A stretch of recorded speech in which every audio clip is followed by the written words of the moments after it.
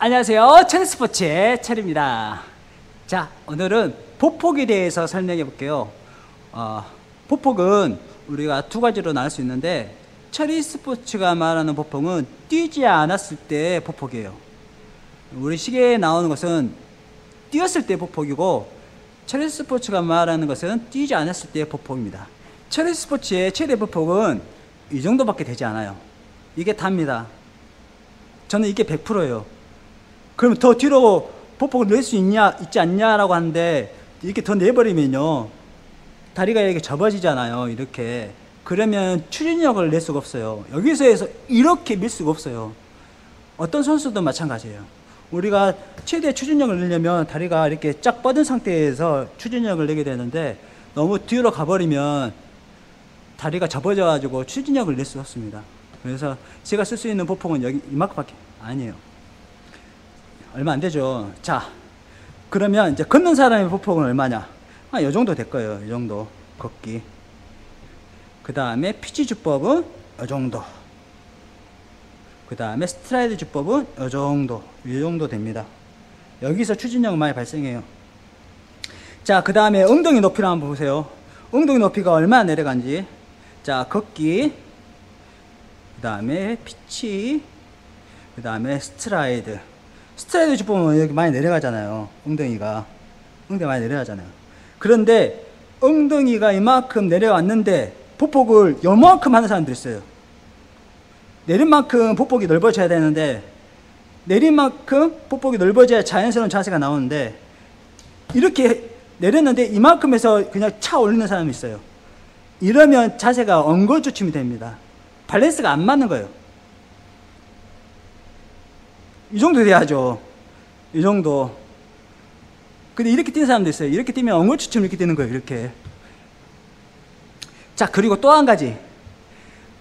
엉덩이 체력이 올라왔는데 보폭을 넓히려 했더니 이렇게 갖고 이렇게 뛰는 사람들이 있어요. 이렇게. 최대한 보폭을 쓰는 사람들. 이거는 그냥 11자로 이렇게 넓히는 거예요. 11자로. 이렇게 뛰는 거예요. 이렇게. 그래서 이것 또한 자세가 이상한 거예요.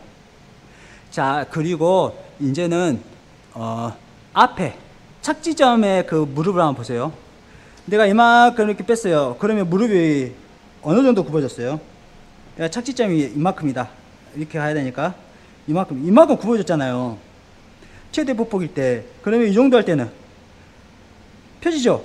이 정도 할 때는 더 펴지고, 걸을 때는 제자리에 있을 때는 이렇게 펴지잖아요. 자, 우리가 단거리하고 장거리의 그 차이점이에요. 단거리는 무릎을 이렇게 올려가지고 이렇게 내린단 말이에요. 일부러 엄청난 추진력을 발생하기 위해서 이렇게 내리는데, 우리 장거리 뛰는 사람들은 무릎을 인위적으로 이렇게 무릎을 이렇게 만드는 게 아니라, 우리는 내려서 이렇게 만든다고 했잖아요. 무릎을 내려서 이 각을 만들어요. 그래서 우리가 내 보폭이 이만큼이었을 때 이미 각이 만들어져 있어요. 근데 우리가 무릎을 들라가니까 이렇게 쳤어요. 그래갖고 감아가지고 이렇게 해갖고 이렇게 달리는 것은 우리 장거리 주법이 아니죠. 그런데 무릎을 막 들라가니까 이렇게 하는 사람이 있어요. 이렇게 하고 어떻게 풀코스 뛰겠어요? 못 뛰죠. 그래서 우리는 내린 상태에서 감아가지고 가는데, 이게 드는다는 표현보다는 그냥 낸다는 표현이 맞아요. 이렇게 앞으로 이렇게 무릎을 내가지고 다시 돌아오면서 추진력을 하거든요.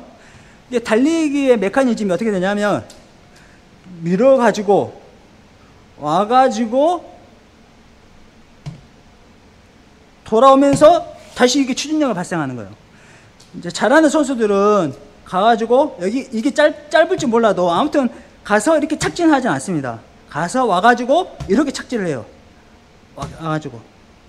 근데 이거 무릎을 들어가지고 이렇게 착진하지 않는단 말이에요. 이렇게. 이거는 단거리.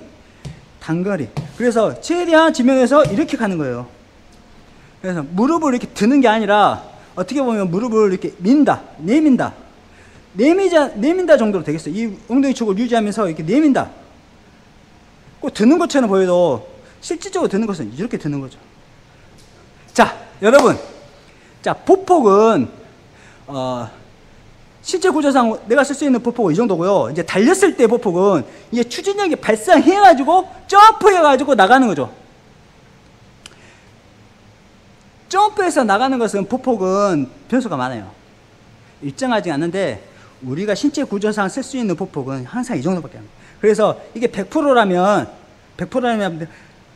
거의 피니시 지점에 들어갔을 때나 이렇게 넓게 쓰는 거고, 우리 일반인들은 이렇게 넓게 못 써요. 근데 자세를 잡으려면 이게 더 훨씬 다리가 더 많이 감겨요.